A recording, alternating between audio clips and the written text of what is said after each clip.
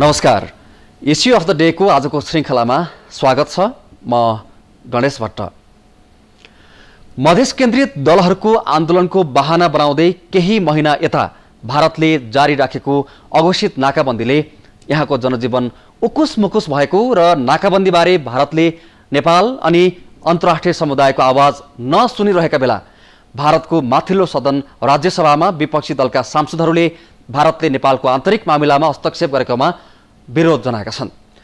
बहसमा सहभागी नेताहरूले एउटा सार्वभौम देशको आन्तरिक मामिलामा सहयोगी भूमिका मात्रै खेल्नुपर्ने सुझाव दिएका छन्।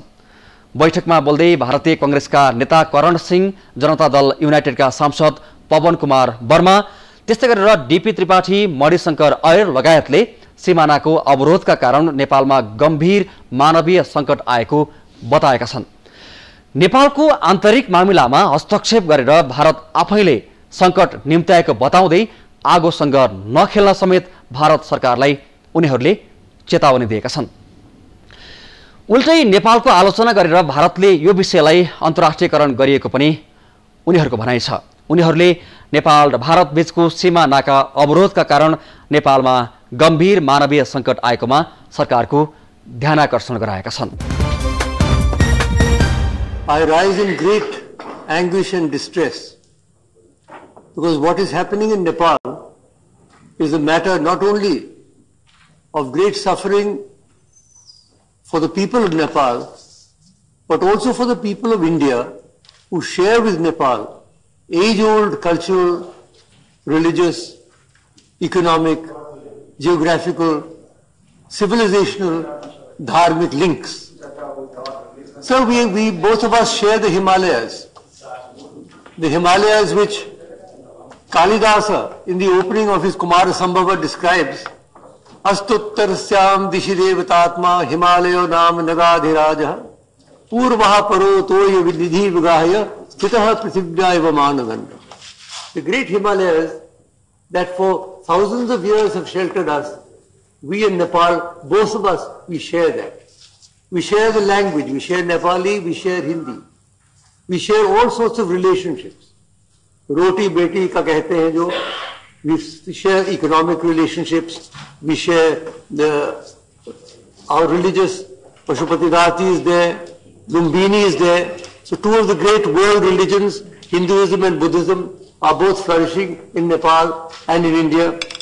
And so it is truly tragic that as my good friend and colleague Pawan Verma has pointed out, our relations should now have reached such a stage where we are told now that anti-Indian feelings are growing in Nepal.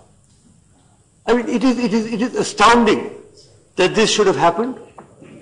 What the reasons are in fact fairly well known. I will not go into a long history, but there has been a long history of internal conflict in Nepal.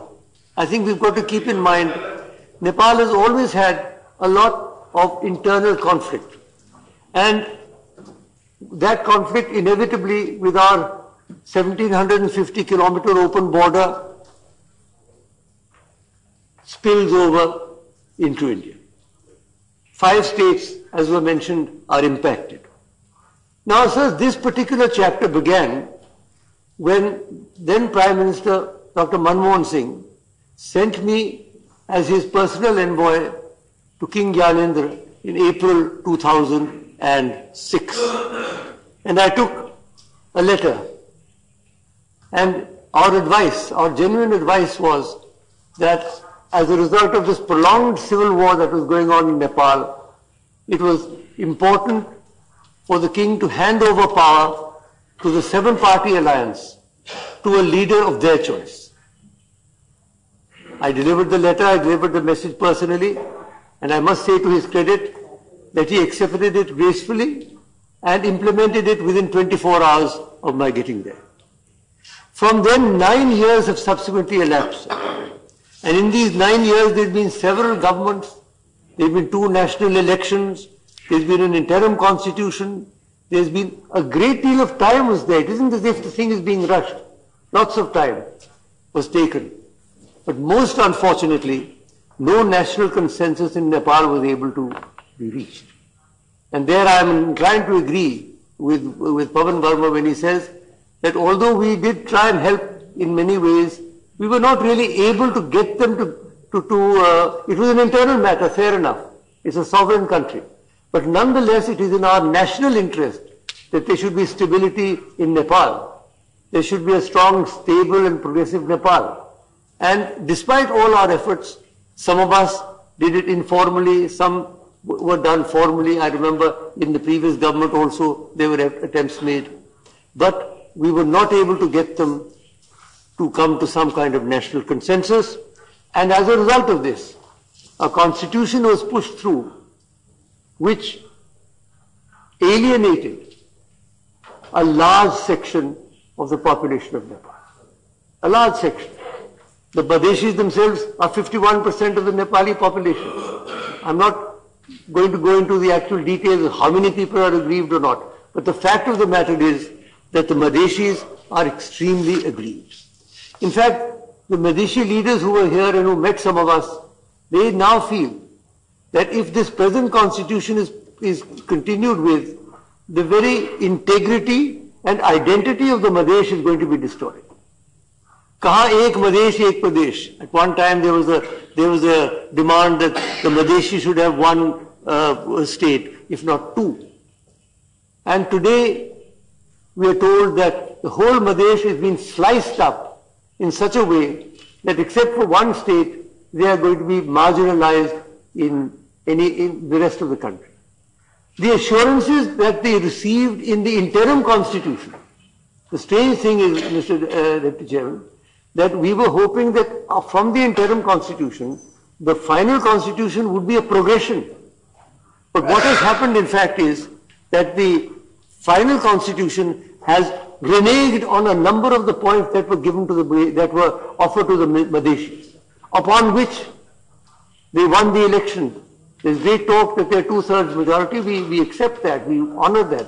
But that 2/3 majority was received because of the assurances that were given to the Madeshis. And that's why they voted for them. But those assurances, I'm not going to go into a long list of what happened. There was an 8-point settlement agreement in 2007 between the Madeshi Morcha and the Nepal government headed by G.P. Koirala. That has been completely jettisoned. The whole proportional representation theory has not been accepted. Even on marriage, there is discrimination against those people. And if somebody happens to marry in India, then also there is discrimination as far as citizenship is concerned. That foreign policy is a matter of consensus, and I, through you, approach the External Affairs Minister not with political acrimony or a sense of partisan divide, but because this is a national issue of considerable importance which deserves the fullest attention not only of the government but of the nation as a whole. Sir, let me begin by saying that our relations with Nepal today are in a crisis. In fact, I would go so far as to say that there perhaps has never been a phase where our relationships have been worse. There's an acute shortage, sir, as I had mentioned earlier in that aborted calling attention motion. There is an acute shortage of fuel, of cooking gas, of essential medicines and food items. The anti-India sentiment in Nepal is growing. I had mentioned earlier that even Indian TV channels, I'm told, which are extremely popular in Nepal, have been taken off the air. There is great apprehension of the role of China in this situation, and I have read commentaries which say that we are close to handing over Nepal to China on a platter. And above all, sir, the people in Nepal, the Madesis, are being killed and their legitimate demands are being thwarted, demands relating to geographical demarcation of constituencies, of citizenship, of representation on the basis of population, of the status of their language and culture, and of their representation in the services in the police, the army, and the bureaucracy. So I concede in the beginning itself that the matter is complex. First and foremost, sir, we are dealing with a sovereign country, and we must treat it as such. But at the same time, we do have legitimate interests. We have a long, almost 1800-kilometer porous border with Nepal, which straddles 5 states, 5 of our states. We have what is called Roti Beti Ka Rishta. We have the great problem of persuasively intervening in a sovereign country so that that country writes a sustainable, inclusive, fair, equitable constitution which gives due representation to all its people. I concede, therefore, sir, that it is a complex issue. My first question on this subject, and as I said, I raise it with anguish and concern. What has been the quality, sir, of our efforts and the role of our diplomacy? Let me, sir, take you through quickly. In August 2014, our Prime Minister had a successful bilateral visit. And during that visit, he said in a statesman-like tone, Rishi man se Samvidhan ko banaiye. Later, sir, he visited Nepal again in the context of the SAARC summit. And in the bilateral leg of that meeting, once again, he set the right tone by saying, Sehmati banaiye, पहाड़ियों में, मधेशियों में, माओवादियों में, सारे जनता में. It was good, sage, statesmanly advice. But my question, sir, is what happened subsequently and what was the follow-up? And I begin on this, sir, by what actually transpired during the devastating earthquake in Nepal in April 2014. Sir, India responded promptly. But somewhere in the sheer magnitude of our response, and I say this in the context of how India should handle its relationship with all its neighbors, a large country dealing with smaller neighbors, somewhere in the magnitude of our response, the weakness that has been seen in this government, and I don't want to get into acrimony on this, for projection, promotion, publicity, overwhelmed the sense of empathy and sympathy and even gratitude of the people of Nepal. And India was seen as a big brother, overtly concerned for the safety of its own citizens, in a sense of well-intentioned bull in a china shop with fragments in that country lying all over due to the wrath of nature. An opportunity to build bridges at a crucial time, I believe, which should have come to us as a dividend of our response, was squandered. And in this context, sir, and I say this again, from my own experience in diplomacy, there is an old Chinese saying, why do you hate me? I have not helped you.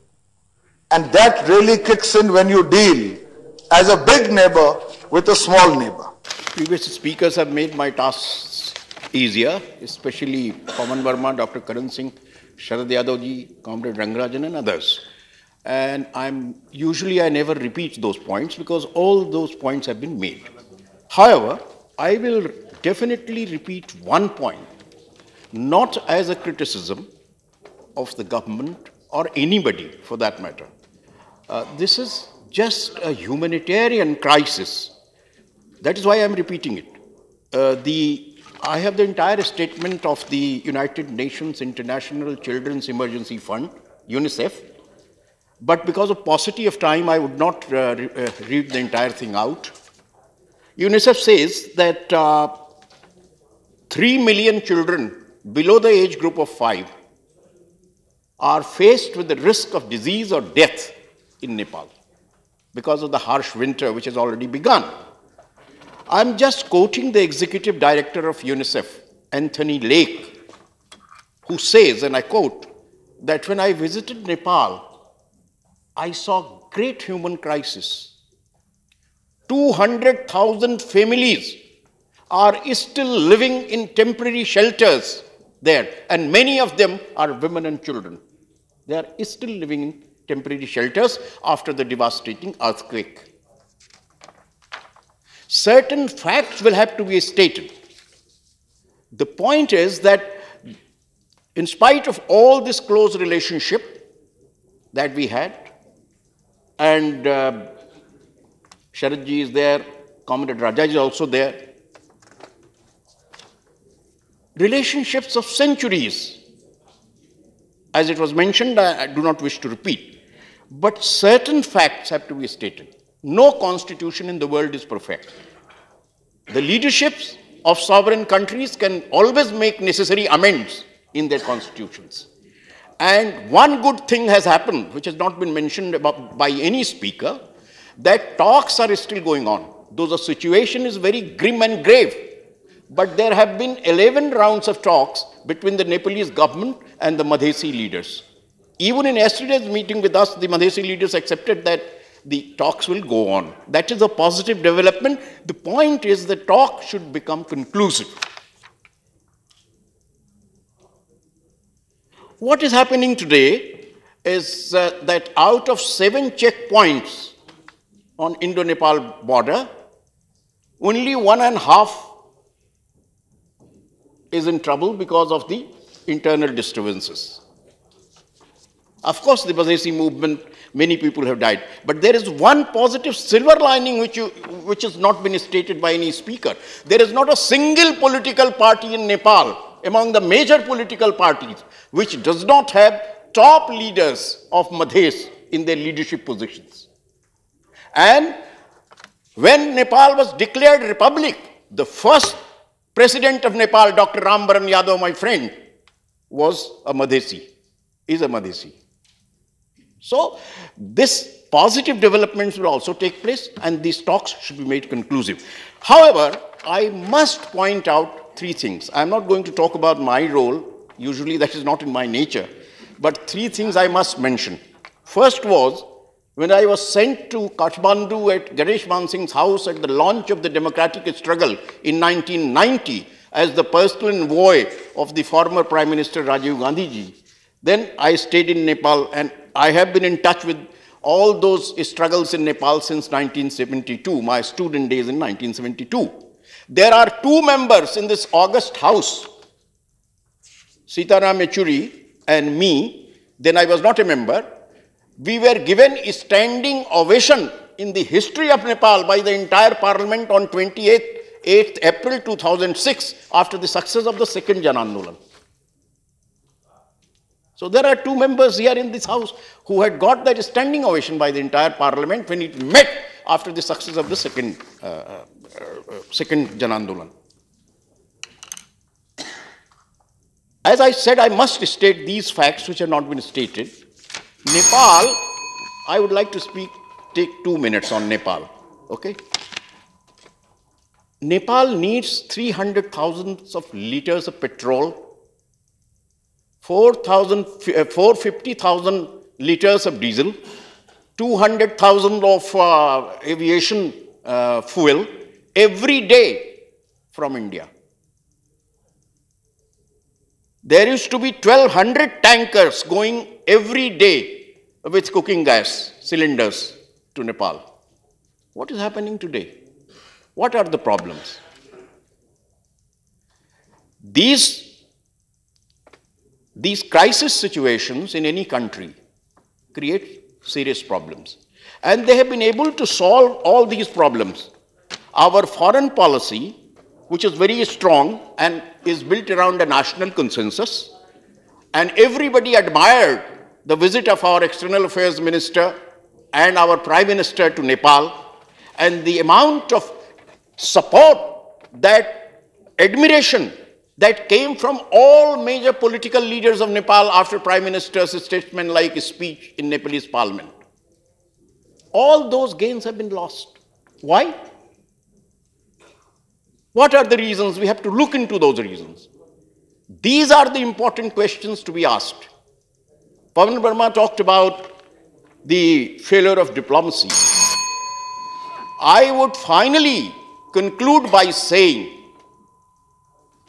that there is a chance even now that if we accept the sovereignty and independence of Nepal, Their leadership is keen to resolve the problem through negotiations.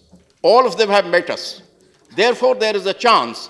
Let us not create a situation objectively. I'm not saying subjectively. I'm not criticizing anyone again.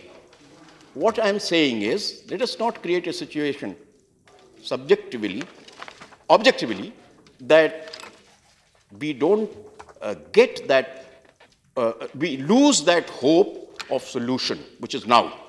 आखिर में सिर्फ यही कहूंगा कि नेपाल के साथ संबंधों में हमें एक नीति का पालन करना चाहिए, हमेशा सफलता मिलेगी। No interference, only solidarity and cooperation. Nepali भाषा में एक शब्द है फैसिलिटेटर के लिए। डॉक्टर करण सिंह जी ने नेपाली भाषा का जिक्र किया, उस भाषा को मैं थोड़ा बहुत जानता हूं, तो कह दूं, उसमें फैसिलिटेटर के लिए एक शब्द है जो दुर्भाग्यवश हिंदी भाषा में नहीं, उतना अच्छा शब्द कोई है नहीं फैसिलिटेटर के लिए, वो शब्द है सहजकर्ता। तो हम सहजकर्ता तो हो सकते हैं, बड़े और डोमिनेटिंग कर्ता नहीं हो सकते। इसी को ध्यान में रख के हम नेपाल के संबंधों, भारत के संबंधों को और मजबूत करें। The Honorable Minister of External Affairs, in the statement that was laid on the table of the House on Thursday, has repeatedly used the word advice. It is for the party who is advised to decide whether the advice tendered should or should not be taken. What has ruined our relationship with our most important strategic neighbor is that in reality, we have converted advice into orders. You cannot force your advice on a sovereign, independent, constituent assembly. Nepal's constituent assembly has 116 elected representatives from the Tarai region. Of these, 105 Tarai representatives voted for the constitution. Do we know the Nepal Tarai better than Tarai's democratically elected representatives? Yes, we warned that an agitation would break out if the amendments we proposed were not accepted. But who is running that agitation? Certainly not the 105 elected representatives of the Tarai region who were in the constitution and voted in favor of the constitution. Only 11 elected members of the Tarai voted against it. I think we should have some sense of proportion in whom we support, whom we don't. We have a Madheshi delegation in Delhi just now. It consists of 4 members. 3 of them were defeated in the elections. The 4th stood in 2 constituencies and lost from 1. So who is representative of the views of the people of the Tarai? Should our interference in Nepal's affairs amount to telling the voters of the Tarai whom they should vote for? Sir, instead of rushing a special envoy to sort out the practical problems caused by the current agitation, the only special envoy the government has sent was a man who, according to one Nepali commentator, behaved as if he were Lord Curzon. Now, I know this Foreign Service officer. He has high propriety. He's a very well-behaved, well-spoken young man. So why did he behave as if he were Lord Curzon? Was he under instructions from the Prime Minister's office to misbehave in Nepal? In any case, what did he achieve from this misbehavior? So we have only last month debated our commitment to the Constitution, which we adopted on the 26th of November, 1949. Would we have stood for a foreigner arriving uninvited the next day to tell us not to promulgate our Constitution, not to proclaim it? That is exactly what happened in Nepal on the morrow of their ending 7 years of earnest struggle to arrive at a national consensus. They had arrived at a national consensus. Why were we trying to undermine that national consensus? Especially when the situation in our country is that if we can amend our constitution more than 100 times the GST Constitution Amendment Bill is numbered 122. If we can amend our Constitution 122 times, why can't we trust the Nepalis to make their amendments after promulgating the new Constitution? Please remember, sir, that the Constituent Assembly has decided that the Parliament which exists just now will continue functioning as a Constituent Assembly even after it becomes a Parliament. And there has been a decision taken by the Nepal cabinet, which is in the public domain, that there are issues that are outstanding and that they will sort these out through amendments to the Constitution. It is they themselves who pledged to do this. Why should we go and tell them that we don't trust you, we want to hold you to your pledge, you must do it immediately, and do it today because day after tomorrow you're promulgating the Constitution? Is this the manner in which we treat with a sovereign neighbor of ours? We added insult to injury by describing their largely adopted Constitution. There were only 25 members who voted against it. More than 500 members voted in favor. And yet we described in our official spokesman statement their constitution as a constitution, not the constitution. Not a word of felicitations. No congratulations on their changing a Hindu kingdom into a secular republic. Not a word of welcome. So naturally, the Chinese stepped in. We gave the Chinese a golden opportunity of being one up on us in the general affections of the Nepali people. Let me just read out to you one comment. All that goodwill, he is referring to Prime Minister Modi's visit, has now been squandered by decision makers in New Delhi who have callously turned an entire generation of Nepalis against India. This is the great achievement of our democracy as viewed by the Nepali Times on the 5th of December 2015. We have another Nepalese commentator who writes in the Indian press, Yuvraj Grime, saying the current standoff is only a manifestation of India not knowing where and when to stop, even when there were clear signs of India's role being counterproductive. And I have a final quotation from another Nepalese commentator, Krishna Sanjali, who said the standoff between the two neighbors is not really about the recently adopted constitution or the rights of the excluded Plains community. It is about bruised egos in the New Delhi establishment trying to teach Nepali politicians a lesson for not listening to them. Is this how we wish to be perceived in Nepal? Is this not how we are being perceived in Nepal? The children of Nepal are being told that they can't go to school because India is stopping them. The women of Nepal are being told that they cannot have food, fuel, medicines, vaccines for their children because India is stopping them. What are we achieving by this kind of behavior? I don't know. Nepal we have considered as our pasban. I'm quoting from Iqbal. The guardian who is protecting us from the north. And it is this pasban that we are humiliating in the manner in which we are doing. However noble might be your intentions, Madam Foreign Minister, I am afraid this is not the way to pursue them. I really find it impossible to imagine that this is your foreign policy. For when one reads your statement, a sweet reasonableness pouring like treacle out of it. So who is responsible for this kind of bad behavior? Who is being an authoritarian vis-a-vis you and making you behave like an authoritarian vis-a-vis a neighboring country? Chuppi todo, chuppi todo.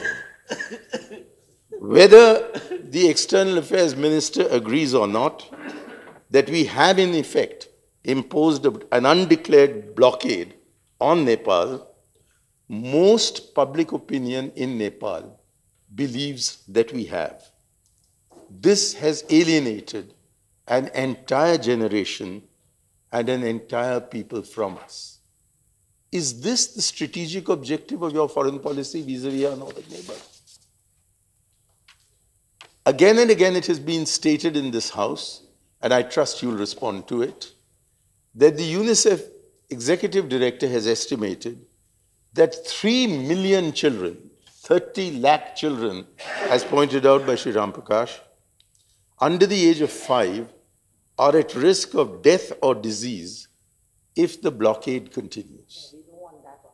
Now, this is a human tragedy of such proportions that the least humanity should have led to our rushing teams to Nepal to work with the Nepali authorities on finding alternative routes or on pacifying the agitators.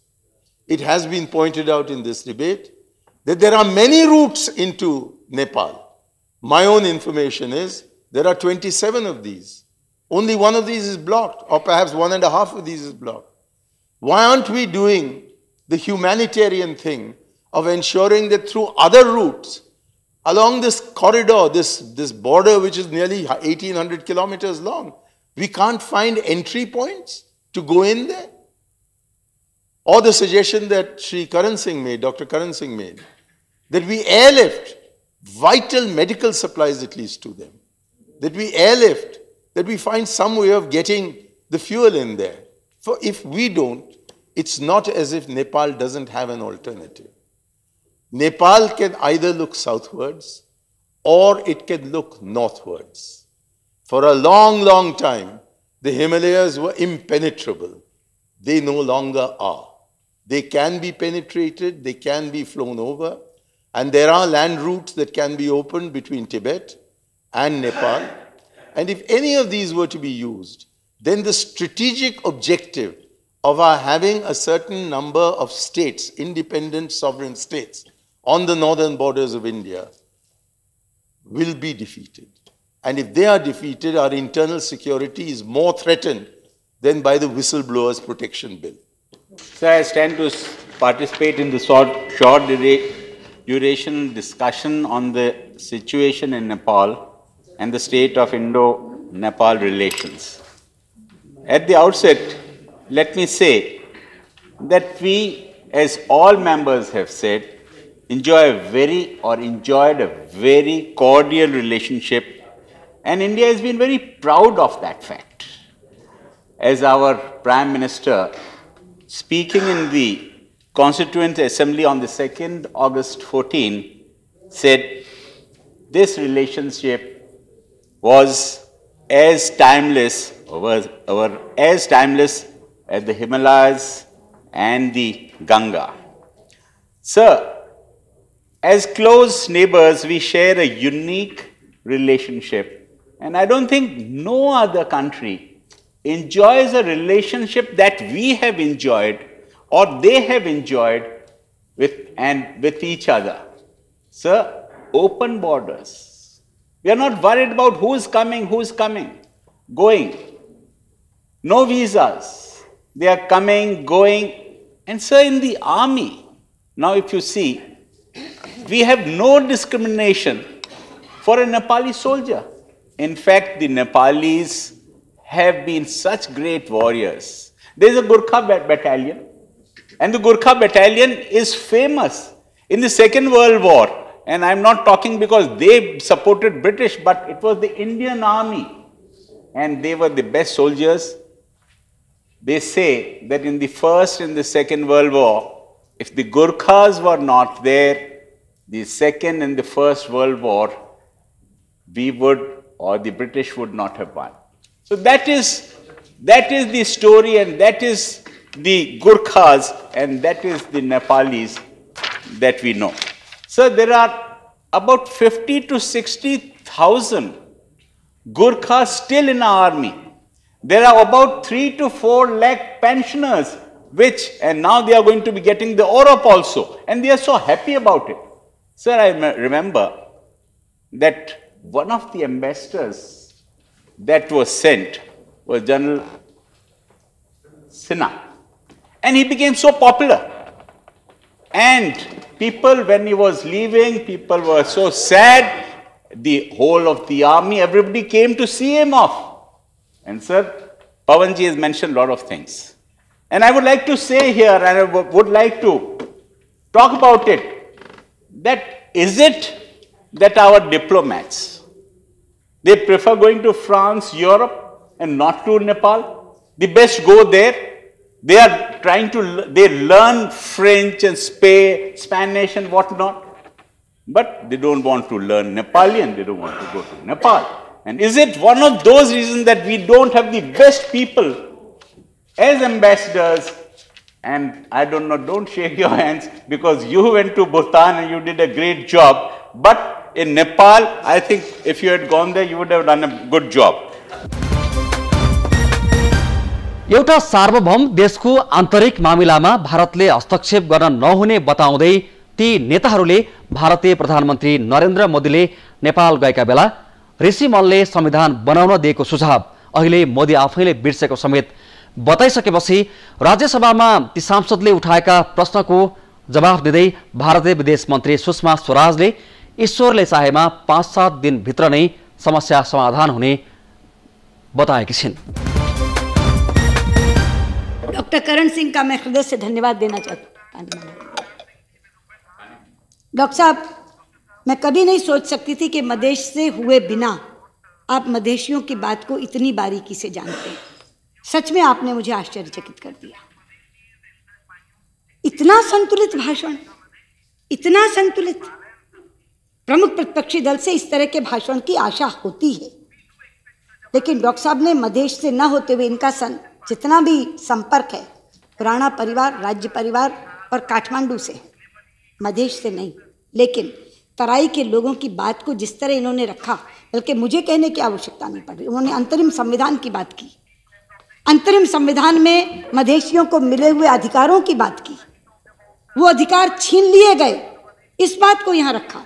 यहाँ तक कि आपने वैवाहिक अंगीकृत नागरिकता की बात की। उपसभापति जी, पहले संविधान में उन लोगों को ये अधिकार मिला हुआ था कि विवाह करके जो लड़की यहाँ से जाती थी, जिसका जिक्र किया पवन जी ने, रोटी बेटी का संबंध, तो रोटी बेटी का क्या संबंध है कि यहाँ से लड़कियाँ वहाँ बहुएं बन के जाती हैं, उनकी लड़कियाँ यहाँ आती हैं।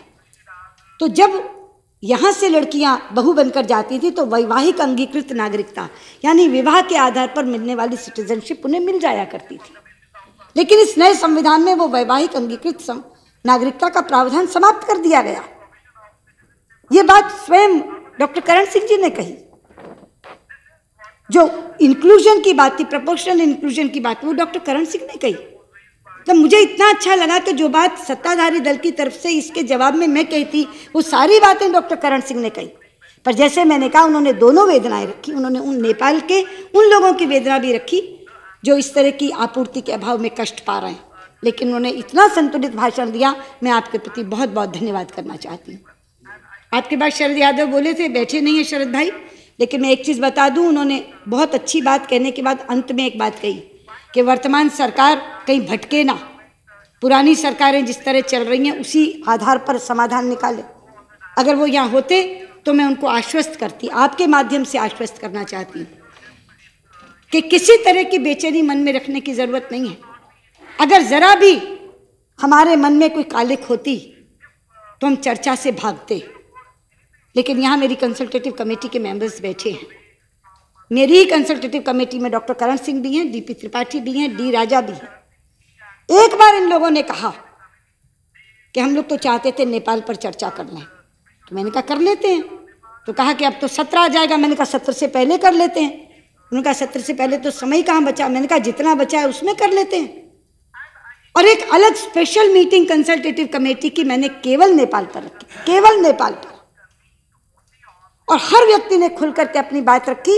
और उसमें भी मैंने ये आंकड़े दिए और कहा कि इस परसेप्शन से हटिए। तभी डी राजा कह रहे थे कि वो कहेंगे कि ये परसेप्शन है, इस परसेप्शन से हटिए। उस दिन के आंकड़े मैंने दिए और इतनी अच्छी चर्चा हुई।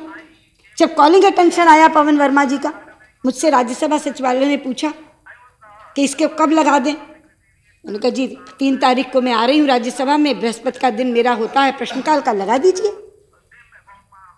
उस दिन भी मैंने स्वीकार करके मैं यहाँ 3 तारीख को खड़ी हुई। जब सबने कहा कि 3 मिनट बहुत कम है, 3 मिनट में हम अपनी बात पूरी नहीं कह सकेंगे, तो मैंने ही आपसे कहा कि आप इसको शॉर्ट ड्यूरेशन में बदल दीजिए ताकि चर्चा पूरी हो जाए। तो मैं शरद भाई को कहना चाहती हूँ किसी तरह के डर की जरूरत नहीं है। वर्तमान सरकार उसी कदम पर चलेगी जिस पर पूर्ववर्ती सरकारें चली हैं। तो अगर उनके मन में किसी भी तरह का कोई शक व शुबा है तो वो निकाल दें। मैं आज एक जिम्मेदार मंत्री के नाते खड़े होकर के यहाँ कह रही हूँ। अध्यक्ष जी, उसके बाद रवि वर्मा बोले, पर रवि वर्मा ने 2 बातें कही। एक तो उन्होंने आशंका व्यक्त की मदेशियों की बात करने के बाद कि कहीं ये सरकार ऐसा तो नहीं कर कुछ और रही है और दिखा कुछ और रही है। मैं आपको कहना चाहती हूँ वो हाथी के दांत खाने के और दिखाने के और वो ये सरकार नहीं करती। हम जो कर रहे हैं वही दिखा रहे हैं और ये बात आप किसी से भी वहाँ पूछ सकते हैं। इसलिए हम कर कुछ और रहे हैं या दिखा कुछ और रहे हैं ऐसा नहीं है। हाँ, एक आपकी जो चिंता थी मैं उससे पूरी तरह सहमत हूँ, जिसमें आपने ये कहा कि कहीं ये आंदोलन हिंसक हो गया तो इसका सबसे बड़ा बुरा असर भारत पर होगा। और वास्तव में यही चिंता थी जिसने फॉरेन सेक्रेटरी को वहाँ भिजवाया था। हमने यही बात कहने के लिए फॉरेन सेक्रेटरी को वहाँ भेजा था। बार बार ये प्रश्न उठाया जा रहा है। पवन जी ने भी कहा कि 25 अगस्त के बाद आपने क्या, जब प्रधानमंत्री का फोन पर बात हुई उसके बाद आपने क्या एंगेजमेंट की। मैं पूछना चाहती हूँ पहले तो पवन जी, जो पहले की जनवरी से अगस्त तक की एंगेजमेंट है क्या वो महत्व नहीं रखती? जिस समय यह संविधान बनने जा रहा था आप जानते हैं किस लेवल की एंगेजमेंट भारत की हुई है, किस स्तर की। जनवरी 2015 में विद्या भंडारी यहां आई, मार्च 2015 में बाबूराम भट्टाराय यहां आए, जुलाई 2015 में प्रचंड यहां आए और जून में और अगस्त में शेर बहादुर देवबा यहां आए और जून में मैं स्वयं वहां गई।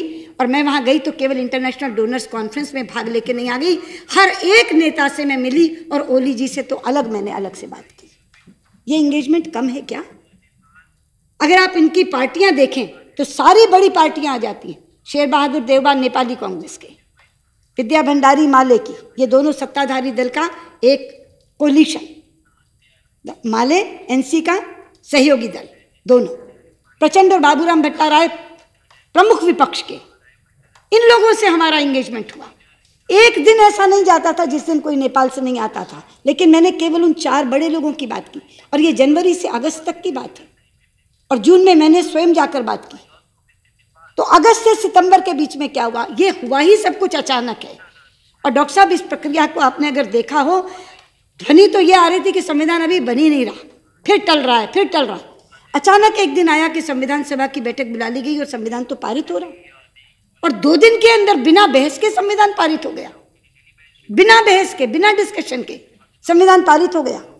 जब वो संविधान सामने आया तब पता चला कि वो अंतरिम कौन सोच सकता था? आप मुझे बताइए, आपने अंतरिम संविधान की बात की, वो अंतरिम संविधान जो 2007 में आया जिसमें ये दोनों बातें लिखी गई थी, in the case of Madhesh it will be on the basis of population, ये लिखा गया था 2007 में, और प्रोपोर्शनल इंक्लूजन की बात थी। ये दोनों बातें 2007 के संविधान में थी। जो बात मान ली गई है उससे लोग पलट जाएंगे, वो हटा दी जाएगी, ये कोई सोच सकता था क्या? कोई कल्पना कर सकता था? लेकिन जब संविधान सामने आया 2 दिन बाद, बिना बहस के पारित हुआ संविधान, तब दिखाई पड़ा कि बाकी चीजें जो मांगी जा रही थी उनको तो छोड़ो, ये 2007 का संविधान भी पलट दिया गया। तब यह हुआ कि उनसे जाकर के बात की जाए कि प्रोमलगेशन से पहले कम से कम ये जो 2 चीजें पुराने संविधान में थी वो आए। लेकिन हमने ये भी नहीं कहा, कहते कोई लॉर्ड कर्जन की तरह बोला और मिसबिहेव किया।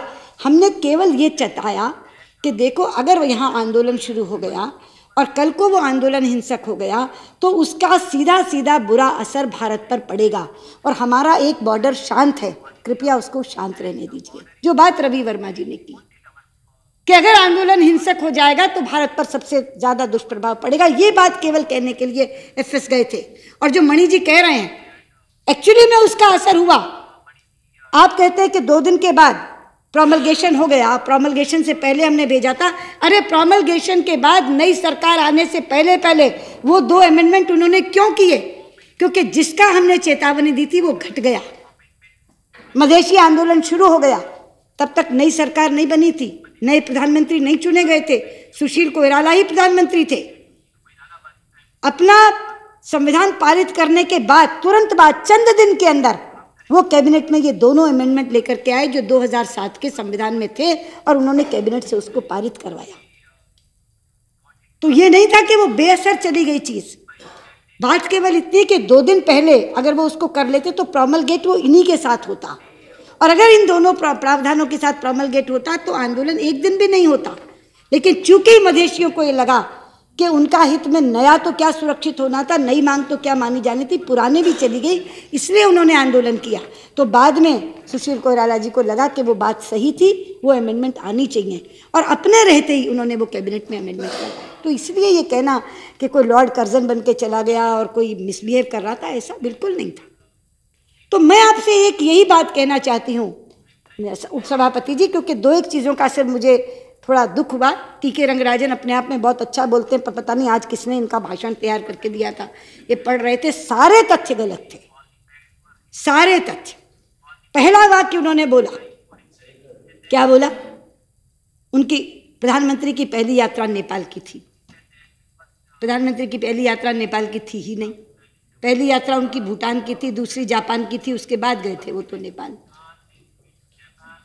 आई रिक्वेस्ट दी आरएसएस, उस समय मैं टोकना नहीं चाहती थी क्योंकि बहुत ज़्यादा अच्छे ढंग से बहस चल रही थी, तो मुझे लगा अंत में जवाब दूंगी। आरएसएस कहाँ से आ गया यहाँ? सरकार आरएसएस चला रही है क्या? आरएसएस को आप रिक्वेस्ट कर रहे हैं ब्लॉकेड मत करो। मैं आपको बता रही हूँ, नहीं आप कह रहे हैं कि वो ब्लॉकेड वो कर रही थी। कौन ब्लॉकेड कर रहा है? मतलब आप पूरे के आप इतने जिम्मेदार उसके व्यक्ति के तौर पे बोल रहे हैं। आपने कहा कि सॉवरेन स्टेट में आप इंटरफियर को क्यों कर रहे हो? अरे आपके रहते रहते डीपी त्रिपाठी ने बोला कि हमको ले गए थे और हमको स्टैंडिंग ओवेशन मिला पार्लियामेंट में। जब शांति प्रक्रिया होती है और कॉमरेड सीताराम येचुरी को बुलाया जाता है, तब नेपाल सॉवरेन स्टेट नहीं होता। एक तरफ आप कह रहे हो कि भारत ने भूमिका नहीं निभाई, दूसरी तरफ कह रहे हो स्वायत्त देश है, भूमिका क्यों निभाई?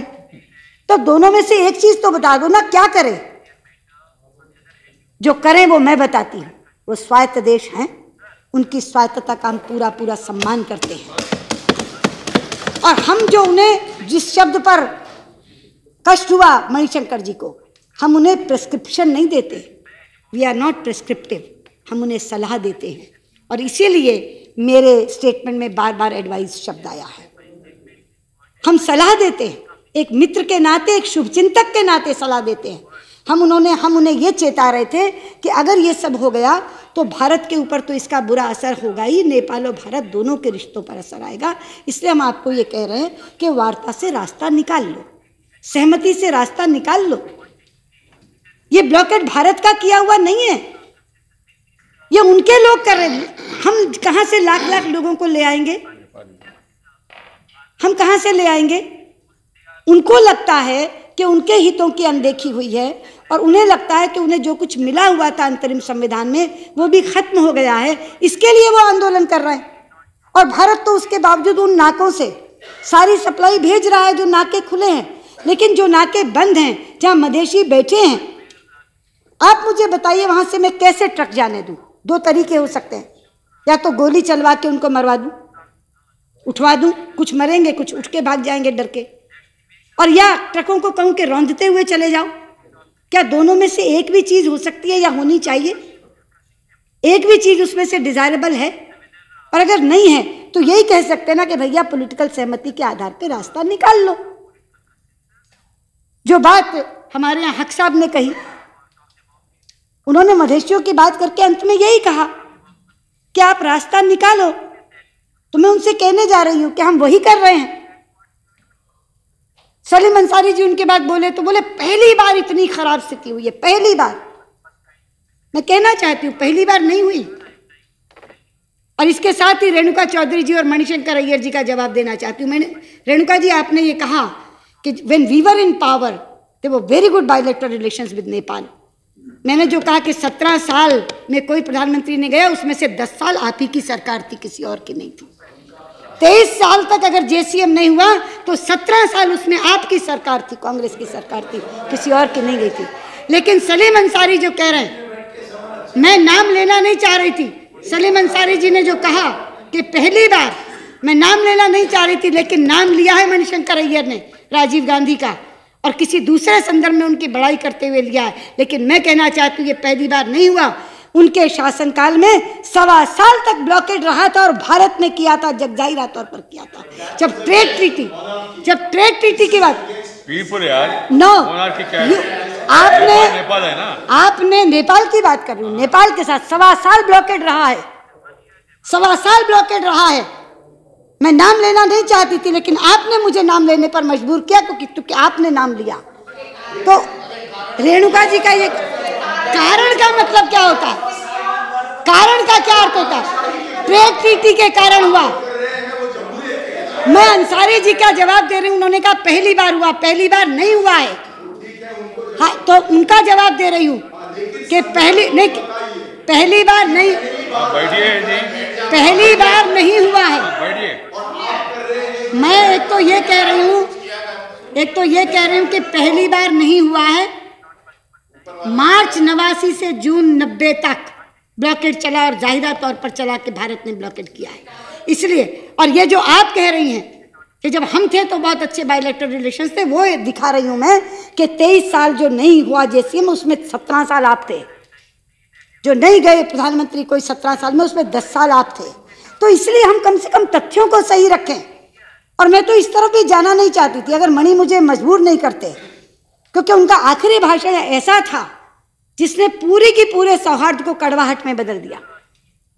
लेकिन मैं ये कहना चाहती हूँ आपको कि उपसभापति जी, जो इस पूरी चर्चा में से भाव निकला है, चाहे वो डी राजा जी ने बोले हों, चाहे वो हमारे वीपी सिंह बोले हों, चाहे रेणुका जी बोली हैं, उनके तक में से भाव यही निकला है कि अब भी रास्ता है, अब भी डीपीटी ने तो खास कहा कि अब भी गुंजाइश है, आप करिए। हम वही कर रहे हैं। परसों विदेश मंत्री आए उनके, कमल थापा, उनके साथ मेरी बात हुई तो मैंने यही कहा कि आपसी सहमति से रास्ता निकालिए, किसी तरह से ये नाकेबंदी खत्म हो, हमारे भी ये सारे के सारे ट्रक तुरंत अंदर जाएं और आपूर्ति शुरू हो। उन्होंने मुझसे विश्वास दिलाया कि हम ये करेंगे।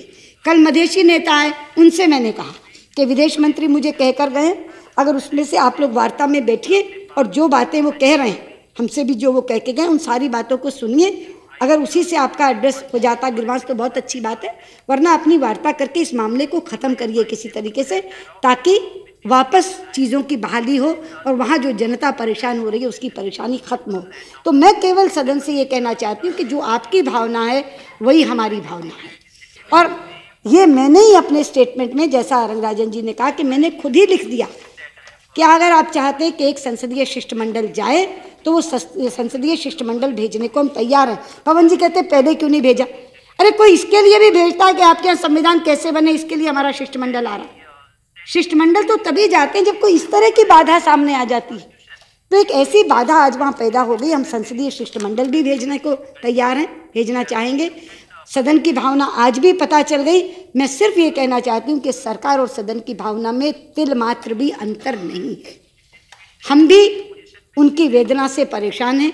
हम इस मामले को जल्दी से जल्दी हल करना चाहते हैं और हम ये भी चाहते हैं कि राजनीतिक सहमति से ही ये हल होना चाहिए। वो राजनीतिक सहमति का वातावरण हम लोगों ने बनाया है, परसों विदेश मंत्री से बात करके, कल विदेशी नेताओं से बात करके, और ईश्वर ने चाहा तो शायद अगले 5-7 दिन में इसका कोई हल भी नज़र आ जाए।